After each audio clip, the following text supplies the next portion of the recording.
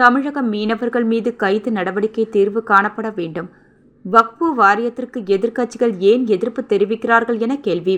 புதிய குற்றவியல் சட்டங்களை கூடாதென சொல்கிறார்களே தவிர அதில் என்ன தவறு இருக்கிறது என சொல்லவில்லையே என சோளிங்கர் அருள்மிகு யோகலட்சுமி நரசிம்மர் திருக்கோயிலில் தரிசனம் மேற்கொண்ட மகாராஷ்டிரா மாநில ஆளுநர் CP ராதாகிருஷ்ணன் தெரிவித்தார். ராணிப்பேட்டை மாவட்டம் சோளிங்கர் பகுதியில் அமைந்துள்ள ஸ்ரீ லட்சுமி நரசிம்மர் ஆலயத்திற்கு மகாராஷ்டிரா மாநில ஆளுநர் ராதாகிருஷ்ணன் வருகை தந்திருந்தார்.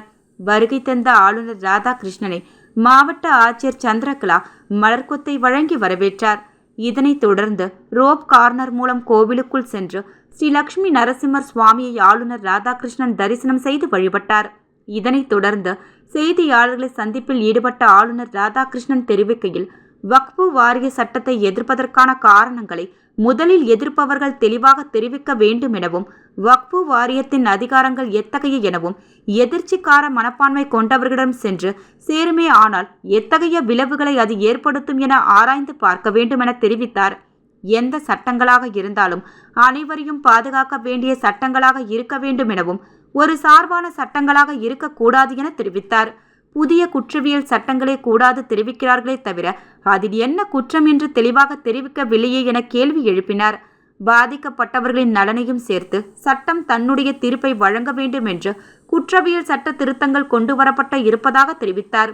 ஒன்றை மற்றும் நன்கு உணர வேண்டும்.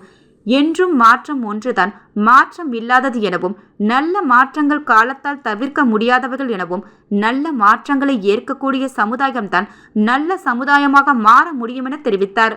தமிழக மீனவர்கள் கைது செய்யப்படும் பிரச்சினை குறித்து பேசக்கூடிய நபர்கள் ஆட்சியில் இருந்தபோது எத்தனை மீனவர்கள் சுட்டுக் கொல்லப்பட்டு இருக்கிறார்கள் என்பதை நினைத்து பார்க்க வேண்டும் எனவும், பல்வேறு உலக அரசியல் சூழலிலும் இருந்த போதிலும் தமிழக மீனவர்கள் சுட்டுக் கொல்லப்படாமலும் கைது செய்யப்படும் போது மிக விரைவாக விடுதலை செய்ய வேண்டும் என்ற சூழல் இருந்து வருகிறது என்றும், நிச்சயமாக இதற்கு நிரந்தர தீர்வு காண வேண்டும் என்றும், கடல் எல்லை பகுதிகள் மிக குறுகியதாக இருக்கின்ற காரணத்தினால் இலங்கை மற்றும் இந்திய நாடுகள் இருவரும் தங்களுக்குரிய எல்லை என தெரிவிக்கும் நிலையில் இதற்கு நிரந்தர தீர்வு காண வேண்டும் எனவும், நிச்சயம் நிரந்தர தீர்வு காணப்படும் எனவும் தெரிவித்தார்.